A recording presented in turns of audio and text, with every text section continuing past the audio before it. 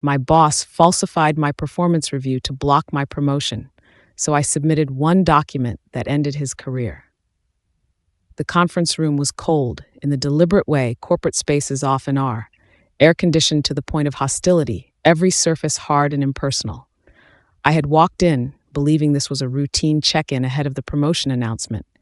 Instead, I watched Victor Langford slide a printed document across the polished table toward the three-person executive panel, like a man playing a card he had kept hidden for months. I caught the heading before anyone spoke. Performance evaluation, Allison Parker, my name, my file, except it wasn't. Red annotations covered every page. Unstable under pressure, poor leadership temperament, consistently misses expectations. My eyes moved fast, scanning fabricated language I had never heard, never been warned about. Metrics I had exceeded were listed as failures. A client campaign I had led to a 42% revenue increase was reframed as a project that required significant management intervention. My fingers tightened under the table where no one could see them. Victor folded his hands and addressed the panel. "These concerns have been ongoing," he said, voice smooth. "We felt the promotion timeline needed a more complete picture." The executives looked at me, all three, waiting. I met their eyes one by one and kept my voice perfectly level. "That's not my review," I said. The silence lasted only a few seconds, but it stretched the way silences do when something unspeakable has just been spoken in a room of people who avoid confrontation. Victor didn't look at the executives. He looked directly at me, and I understood immediately what that look meant. He was waiting, patient, calculated, rehearsed. He knew that if I raised my voice or pushed back with visible heat, the panel would see precisely the temperament his fabricated review described: emotional, unstable, difficult. He had laid a trap dressed as a performance evaluation. The anger came, a clean, white-hot thing, and I let it rise, and then I let it move through me like water through open hands. I uncapped my pen, wrote one word on the notepad in front of me, noted. Then I looked up, found Victor's eyes across the table, and gave him the most composed smile I had produced in my entire professional life. "Thank you for the feedback," I said quietly. "I'll take time to reflect on what was raised." Two of the executives exchanged the briefest glance. Victor's eyebrow moved, a fraction, just one. He had come prepared for fire. I gave him glass, smooth, cold, entirely unreadable. And in that moment, I understood. The meeting was already over. The real one was just beginning. His name was Victor Langford, Senior Director of Operations, 14 years with the company, 7 of them spent building a reputation as someone who delivered results and rewarded loyalty. The kind of man who remembered your coffee order in your first week and made you feel, without ever saying so directly, that your career moved through him. My name is Allison Parker, 6 years with the company. The last 3 spent building the client strategy division, from 2 people into a department of 11. I had closed 9 of our top 15 accounts, trained 4 colleagues now holding senior roles, worked through a company restructure, 2 leadership transitions, and a global campaign rollout on 4 hours of sleep and sheer determination. Before I walked into that conference room, I had been the top candidate for Director of Client Strategy, a promotion representing everything I had worked toward since I joined. Then I sat across from a document I had never seen, filled with words I had never said, bearing ratings I had never earned. Victor had not simply blocked my promotion. He had walked into that room with premeditation, falsified my professional record, and placed it in front of people with the power to end my career, counting on me to either collapse or combust. I intended to do neither. 3 years earlier, on a Thursday afternoon in late October, Victor had stopped at my desk after a client presentation and said, loudly, deliberately, for the entire open floor to hear, "Parker, you are the future of this department." He had clapped me on the shoulder the way coaches do in films before the big game. He had smiled, wide and convincing. I had believed him. I had called my mother that evening. She cried a little. I went to work the next morning, carrying the particular warmth of a person who believes they have found a leader worth following. Now, sitting at my desk after the conference room, that memory returned with a completely different texture. I turned it over carefully, studied its shape, and slowly the shape became clear. Victor had not praised me because he believed in me. He had praised me because he was measuring me. He wanted to know whether I was the kind of person who would work harder when acknowledged, stay longer when flattered, and, most importantly, remain beneath him when managed with care. For 3 years, I had been exactly what he needed: loyal, productive, and entirely unaware. The praise had never been a gift. It had been an investment. And today he had called it in. 2 weeks before the conference room, I had been at the printer when Cora from HR paused beside me. She lowered her voice just enough to feel confidential. "Between us," she said, "expect some good news soon." She gave a knowing smile and moved on before I could ask anything. I had spent 2 weeks quietly, carefully not celebrating. I told no one. I kept working. But beneath the professionalism, I had allowed myself to feel it. The quiet, earned satisfaction of reaching something you have worked toward for years. 1 week before the meeting, Victor had stopped making eye contact. Not dramatically, not obviously, but I noticed the way he rerouted conversations, redirected client updates through Marcus instead of directly to me, no longer lingered at my desk the way he once had. I noticed. I told myself I was overthinking. 3 days before the meeting, an HR calendar invite arrived. Subject: performance alignment discussion. The phrasing was unusual enough to register, but I dismissed it as routine corporate language. Then I sat in that conference room and watched him place a forged document in front of an executive panel. Coincidence doesn't falsify performance metrics. Ambition doesn't either. Fear does. The kind that lives in a man who watched someone beneath him grow too capable to control. I waited until 6:47 that evening. After the floor had emptied and the cleaning crew had come and gone, the office took on a different quality after hours, quieter, more honest, like a building exhaling once the audience left. I logged into the internal HR portal, navigated to my profile, found the performance file folder. 3 clicks opened my most recent quarterly review, the one submitted 6 weeks ago, the one I had reviewed with Victor in what had seemed at the time like a perfectly normal evaluation meeting. The document loaded. I read the first paragraph, then the second. Then I stopped. The language was different, subtly, deliberately different. The specific praise I remembered, demonstrates exceptional client retention strategy, was gone. In its place sat a line about inconsistent follow-through on team deliverables, a line I had never read, a line that had not been there 6 weeks ago. I scrolled carefully to the bottom. My signature was still anchored to the page, attached now to words that no longer matched the ones I had agreed to. I moved the cursor to the File Properties tab, checked the modification date, 3 days ago. I had not touched this file in 6 weeks. My stomach dropped with a cold, functional precision. Someone else had been here. The Edit History tab on the portal was grayed out, locked, restricted access, a fact most employees never encountered because most employees never needed to look. I already understood the architecture. Standard staff could read their own files, submit self-assessments, and upload supporting documents. But the edit trail, the complete record of who touched a file, when, and exactly what they altered, sat behind a permissions wall accessible only to HR administrators and department managers. I leaned back slowly in my chair. The ventilation system cycled overhead. The floor outside was dark and empty. I was not panicking. Panic is a storm that moves through you and leaves damage behind. What I was feeling was the opposite, an extreme, almost geometric stillness, the kind that arrives when a complicated situation suddenly becomes very simple. There was only one person at manager level with both the access and the motive to alter my performance file 3 days before an executive review panel. I did not say his name out loud.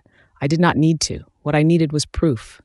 Not the kind that lived in my instincts, but the kind that lived in a system log, time-stamped, verified, the kind that a document cannot rewrite and a well-connected director cannot charm away. I opened a blank folder, typed one word: audit. That night, I thought carefully about the mistake most people make when someone in power wrongs them. They react. They walk into HR with burning cheeks and a voice that shakes just enough to be dismissed. They send the accusatory email at midnight. They pull a trusted colleague into a corner and build a case that exists entirely in testimony, which a skilled, senior, well-connected manager can dismantle in a single afternoon meeting. I had watched it happen twice in 6 years. Twice I had watched capable, credible people attempt to challenge Victor through channels he had cultivated patiently over 14 years. Both left the company within 3 months, not fired, simply made redundant, their roles quietly restructured, their projects reassigned, until staying felt worse than leaving. Victor understood something most senior managers understand intuitively. Institutions protect their own narratives. If you want to challenge a narrative, you do not argue with it. You replace it with something so factual, so clean, and so thoroughly documented that the institution has no alternative but to act. Accusations can be denied, testimonies can be contested, emotions can be reframed as instability, records testify on their own. They do not waver under pressure. They do not get nervous. They give Victor nothing to work with. I created 4 subfolders: system logs, policy documents, email archive, timeline. Victor came by my desk the following afternoon at exactly 3:15. I recognized the deliberateness of the timing. Late enough in the day that the floor was distracted, people winding down, unlikely to pay close attention to a conversation happening 3 desks over. He leaned against the divider with arms loosely crossed, every inch of his posture engineered to communicate ease. He wore the dark blue jacket he favored on what I had privately come to think of as his management theater days. "You took the feedback well yesterday," he said. The tone was almost warm, almost paternal. The tone of a man checking the temperature of something he is waiting to boil. I looked up from my screen with the unhurried expression of someone peacefully absorbed in spreadsheet work. "I value growth," I said. "Honest feedback helps me improve." He studied my face. He was looking for the thing he expected. Tension at the jaw, brightness around the eyes that signals suppressed anger, the small betrayals that a trained voice cannot fully suppress. I gave him nothing. I had been practicing calm since 6 that morning. "Good," he said finally. "Keep that attitude." He returned to his office. I returned my eyes to the screen. In the timeline subfolder, I made my first entry, October 14th. Victor visits desk, checks for emotional response, finds none. Everything was a data point now. That night, I opened the archived versions of my performance files, copies I had downloaded to a personal drive at the end of each review cycle. The habit had developed 2 years earlier, born of professional tidiness rather than suspicion. I had never imagined those routine downloads would become the foundation of anything more serious. I placed the versions side by side, the current file against copies from 6 months ago, 9 months ago, 12 months ago. At first, nothing stood out dramatically. Victor was too precise for that. He had not made sweeping, obvious changes. He had made surgical ones. A rating moved from exceeds expectations to meets expectations in one category.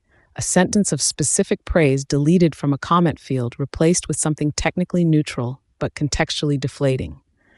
A single development note inserted, just one, carefully worded, suggesting I had room to grow in cross-functional collaboration. Each change, in isolation, was arguable, dismissible. The kind of thing a manager could attribute to a different standard applied on a different day. But together, across 12 months, they formed a different story entirely. A gradual, methodical lowering of my professional record, like turning down a dial so slowly that the room goes dark before anyone realizes the light has changed. He had been rewriting me for a year. I saved the comparison document and kept going. The company ran its HR infrastructure on an enterprise platform called Veridian Connect. Most employees interacted with it only at review time, navigating the basic interface with no curiosity about what existed beneath the surface. I had been curious once, 2 years earlier, while helping onboard a new team member and pulling historical project data. During that process, I had come across a footnote in the system's internal user guide mentioning something called the Administrative Edit Registry, a back-end log that captured every modification made to official documents, who made it, when, and what the original content had been before the change. The guide noted in small print that this registry was accessible via formal compliance data request, a process available to any employee who filed the appropriate form through the Ethics and Compliance portal, independently monitored by a third-party firm and operating entirely outside of internal management oversight. Most employees had never heard of it. It was not discussed in onboarding. It existed quietly in policy documentation that almost no one read past page 3. Victor had 17 years of corporate experience. He was thorough, strategic, and deeply familiar with how institutions functioned. But he had made one critical miscalculation. He assumed that because most people didn't know about the administrative edit registry, I didn't either. I pulled up the compliance request form and submitted it at 11:43 that night. The compliance data arrived in my secure portal inbox at 8:17 the following morning. I was already at my desk, coffee untouched, when the notification appeared. I opened the file with the particular stillness that arrives just before something either confirms your worst suspicion or proves you entirely wrong. It confirmed everything. The administrative edit registry recorded what it had seen with the unfeeling precision of a system that had no interest in anyone's narrative. Every field showed exactly what had been changed, when, and under which user credentials. User V. Langford. Access level Senior Manager. Modification date October 11th, 3 days before the executive panel. Time 7:23 p.m., after hours, after the floor was empty. The changes were listed in clinical detail. Client leadership rating reduced from 4.8 to 3.1. Comment field edited, original and replacement text both preserved in the registry. A development note inserted that had not existed in the original file. 2 instances of specific commendation language deleted entirely. Below that entry, another one. 4 months earlier, same user, a different file, my mid-year check-in. Smaller changes but the same fingerprint, the same precise after-hours methodology. I did not smile. I created a subfolder labeled Registry Evidence, saved 3 copies, folder, cloud backup, encrypted drive, and made a single note in my timeline. Evidence confirmed. Victor Langford. This is no longer a theory. At 2:30 that same afternoon, Victor sent a department-wide email announcing a project reshuffle. The Callaway account, a client I had personally brought in 18 months earlier and managed through 2 contract renewals, was being transitioned to Marcus Hale, effective immediately. The stated reason: streamlining workload distribution ahead of Q4. I read it twice. Then a third time. I understood precisely what he was doing. The Callaway account was one of the most visible demonstrations of my capabilities on record. With me removed from it, my current contribution to the department would shrink meaningfully, and with the promotion decision still technically pending, that shrinkage would register exactly where Victor needed it to. He was not just discrediting me retrospectively. He was reducing my present footprint to make the falsified review appear more plausible in real time. I replied in 2 sentences, understood. I'll prepare a comprehensive handover document for Marcus by end of week to ensure continuity for the client. I copied the department head. Then I archived Victor's email, added it to the timeline subfolder with a note, and flagged it, October 15th. Callaway removed, consistent with pattern of reducing visible performance while promotion decision is pending. Preserved. When he passed my desk an hour later, I thanked him. He blinked. He was still waiting for me to crack. The registry data had given me Victor's name attached to my files, but I needed to understand something more fundamental. Was I a singular target, or was what he had done to me part of something larger, more habitual, more embedded in how he managed the entire department? I spent 2 evenings cross-referencing promotion records from the past 3 years with the timing of performance file edits logged in the compliance system. I had legitimate access to a portion of this data through my role in client strategy, which interfaced regularly with departmental resource planning. The rest I requested through the same compliance portal. What I found tightened something in my chest. 2 colleagues considered for senior roles in the past 18 months had experienced nearly identical patterns. Philip Okafor, who had left the company 7 months ago after his promotion was declined, showed 3 late-stage file edits logged under V. Langford within the 2 weeks preceding his review. Nadia Byrne, still with the company, but quietly shifted into a support role she had never applied for, showed the same fingerprint. Subtle, incremental, always after hours, always the same user credentials. This was not impulsive, it was practiced. Victor had a system. He had used it on multiple people. He had likely assumed it was invisible. The 47-page document I was building felt less like a defense now and more like an indictment. On a Wednesday morning, 10 days after the conference room meeting, Victor called me into his office and closed the door. That detail, the closed door, was significant. Victor was a practitioner of open-door management as a rule, because open doors performed transparency. A closed door meant the performance was for an audience of one. He sat behind his desk with hands loosely folded and looked at me with an expression I can only describe as carefully constructed concern, the kind practiced in a mirror. "I've noticed you seem a little distracted lately," he said. The voice was gentle, the tone of a man who wants you to believe he is worried about you. "I appreciate that," I said. "I've been focusing on the areas you flagged." Something tightened briefly in his jaw. "I want to make sure you're not feeling overwhelmed," he continued. "Sometimes people take feedback harder than they let on." I nodded thoughtfully. "I think it's important to sit with feedback rather than react to it," I said. "Processing takes time." He watched me for a long moment, searching for the version of me he had expected to find by now. Shaken, defensive, quietly building an emotional case he could reframe as exactly the instability his forged review described. I walked out, added the conversation to my timeline. Note, probing for emotional state. Found none, his discomfort visibly increasing. I had been working through company policy documents for days, not to build an emotional argument, but because Victor had signed things. People in authority always sign things, and the things they sign become the architecture of their own accountability. I found the relevant clause in the Employee Conduct and HR Integrity Policy, Section 7, Subsection 4, updated 14 months earlier as part of a company-wide compliance overhaul. The language was clear and deliberately free of qualifying clauses that might invite interpretation. Deliberate alteration of official performance evaluations without documented employee acknowledgement when conducted by a manager or supervisor constitutes a Category 1 integrity violation.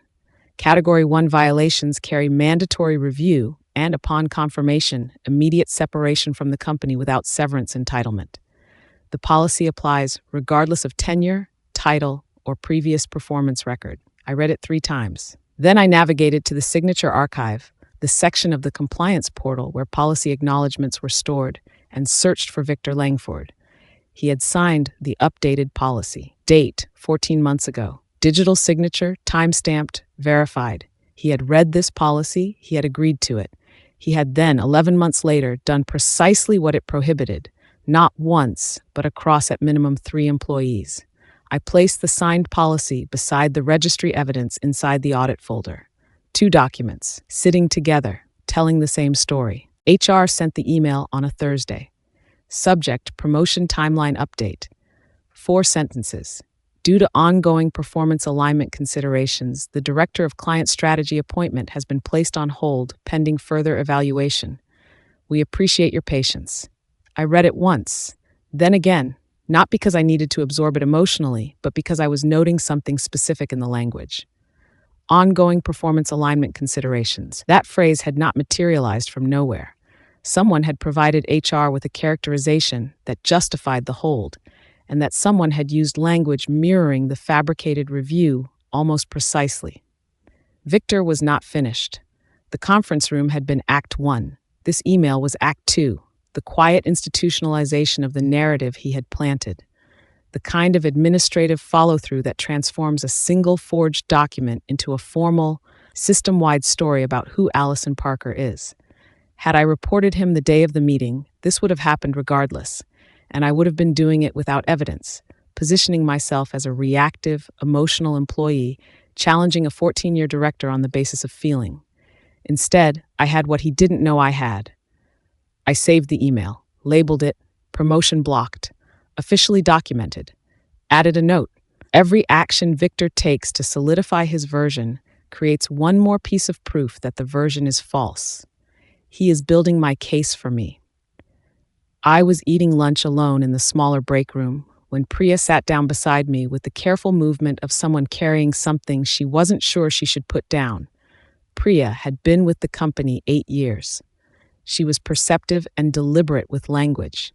the kind of person who had learned at some point that words in workplaces live longer than people expect. "I heard something," she said quietly, not looking directly at me. "Victor asked two people whether you'd seemed emotional lately, whether you'd been talking about the review, whether you seemed like you were struggling." I set my fork down. "He used the word fragile," she added. "With Dominic, from project management." I said nothing for a moment. I turned it over. Victor was constructing a preemptive defense. He was seeding a version of me, unstable, emotional, destabilized, into the informal record that exists in every workplace. The one built from corridor conversations and the way people pause when your name comes up. If I moved against him, he wanted those around me to already carry a version of Allison Parker that made my account seem personal rather than factual. "Thank you for telling me," I said. Priya nodded and left. I finished lunch. Noted Victor's strategy in my timeline. Beneath it, one line: does not change approach. Documentation speaks louder than reputation management. The automated notification arrived on a Friday afternoon. Subject: account access level update. Action required. I almost dismissed it as routine system maintenance before something made me stop and read the full text. Your user access permissions have been updated. Effective immediately, archive viewing for cross-departmental performance records has been restricted to HR administrators only. For access requests, contact your direct line manager. I leaned back slowly. My cross-departmental archive access was one of the tools I had used to build the pattern evidence section, the section connecting Victor's behavior toward me to his history with Philip and Nadia. I had already downloaded everything I needed. The subfolder was complete. The evidence was secured in 3 separate locations. But the timing of this change told me something important. Victor was beginning to sense movement. He didn't know what. He didn't know where. But he had the instincts of a man who had spent 14 years managing threats, and my continued composure, the absence of the emotional deterioration he had been engineering, was registering as a signal. When someone like Victor becomes suspicious, he restricts access. He tightens control. He circles his architecture. The restriction was not damage to my case. It was the opposite. One more time-stamped action taken by a manager, responding to something he felt but couldn't name. I noted it. Access restricted October 22nd. Victor is reacting. He doesn't know to what. I almost missed the email. It arrived at 11:52 on a Sunday night from a sender address showing only a string of random characters, the kind that routes automatically to junk. I checked the junk folder only because I was waiting for a file confirmation and was being thorough. The subject line was 4 words: "You are not alone." No body text, only an attachment, a screenshot slightly blurry at the edges, taken quickly on a phone held at an angle. It showed a performance review file open on a computer screen. The name of the file's subject was cropped out, unreadable. But the edit history was visible, and the user credentials in that history were unmistakable. V. Langford, date 6 months ago. Changes: rating adjusted, comment field modified. I stared at the screen for a long moment. Someone else had noticed. Someone working inside the company who had either experienced this directly or witnessed it, and who had made a calculated decision to send evidence anonymously rather than come forward, which told me they were afraid, which told me that Victor's capacity for professional destruction was not limited to my experience of him. I did not reply. I saved the screenshot, labeled it independent corroboration, and added a note: external witness. Unsolicited. Corroborates pattern across additional employee. Victor doesn't know this exists.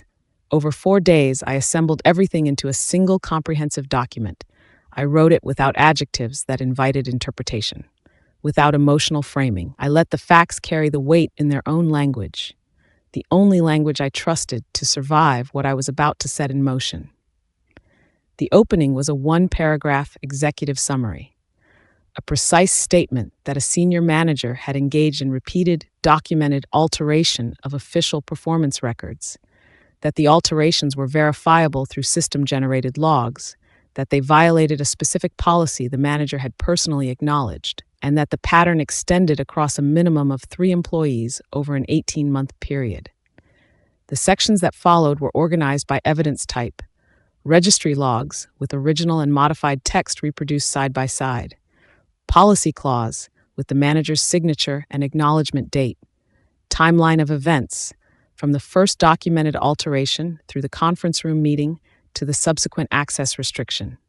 The anonymous corroboration attached as Exhibit D, the HR promotion delay email demonstrating that the fabricated record had been formally acted upon by the institution.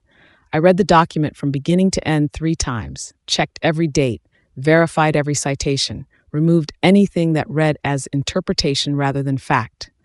47 pages. I titled it, Formal Compliance Submission, Performance Record Integrity Violation. Then I prepared to file it somewhere Victor Langford could not touch. The company's ethics and compliance portal was managed by an independent third-party firm called Arsis Compliance Group. The arrangement had been established during the same regulatory overhaul that produced the policy Victor had signed 14 months earlier. The portal existed specifically to provide employees with a channel that bypassed internal management entirely. Submissions went directly to a neutral third party and then to the board-level ethics committee, skipping every layer of departmental oversight. Victor could not access it, could not monitor it, could not intercept anything submitted through it. Whatever entered that portal left his sphere of influence permanently.